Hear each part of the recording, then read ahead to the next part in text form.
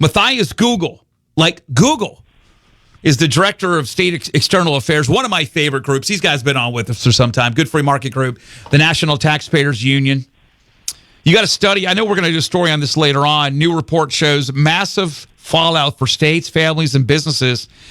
Now, this isn't the new tax cuts that he wants here, Mattias. This is if you don't extend the Trump tax cuts. You guys get down into the nitty-gritty. You give examples. I know you do it state by state, but you really give some numbers of how much this would reduce wages and economic activity. Give us some overall of the negative aspect if we don't extend the Trump tax cuts, which are going to end this year if we don't get something done about it.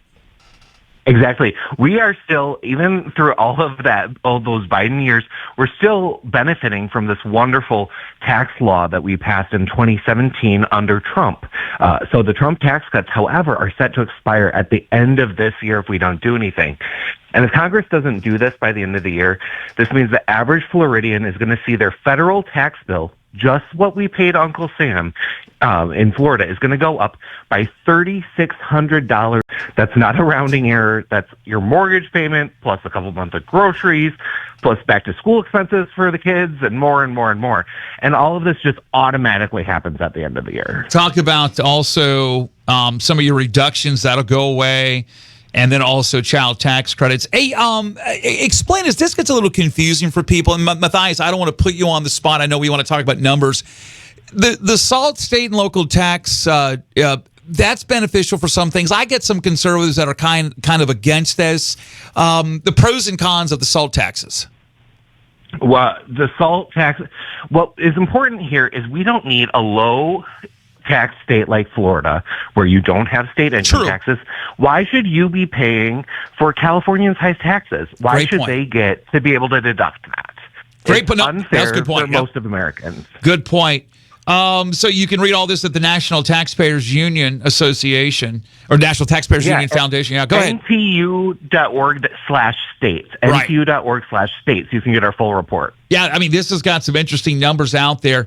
Mattias, do you, I assume, and I don't know why, I mean, forget about procedures and things. I've covered this for years as a reporter. I wish they would have just sat back when they came in. Everybody's pumped up. Trump's in there. Why not? I mean, do you ever sit back as with the National Taxpayers Union?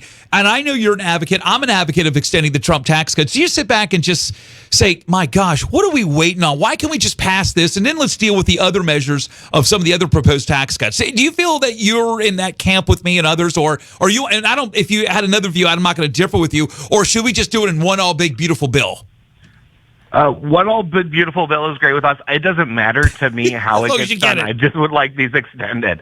But like I was listening earlier when you were talking about how when you let one person text you and it just keeps going and going and going. Yeah. We as voters need to stand up and we need to talk to our politicians and we need to say, hey, enough of this one small tax. And they're like, well, we did that. And that's okay. So maybe we'll be able to ping them again and we'll do it and we'll regulate them more. We'll add these swipe fee bans and we'll regulate small businesses so that they can't decide how they want to take credit cards anymore. Or we're going to also increase their payroll taxes so that they have to spend more on unemployment for people that aren't working and don't have a job right now. And we just do it bit by bit and inch by inch. And government's like, yeah, you know what? It doesn't really matter. We can do this later. We can do this whenever. And so it's really up to voters to start talking to their senators, talking to their reps, both federally and in their state houses, and say, enough is enough. Yeah. Mattias Gugel is Director of State External Affairs, love that title, of the National Taxpayers Union. Their latest report, by the way, in their latest report, if these tax cuts are not extended, you have said, okay, individual business tax by a year annually is going to raise taxes by $500 billion. The federal tax brackets go up. The federal estate tax threshold, be key business tax benefits, all go away. This will be a detriment to the economy. Oh, certainly. Your economy in Florida is going to thrive when Americans travel and spend. We all know that, right? There's so much tourism that comes down to your neck of the woods. If wages are going to drop by about 0.5% and the GDP shrinks by 1.1 as projected, if this expires, tourism and hospitality sectors are going to be the first in the blast zone because people aren't just going to cut essentials.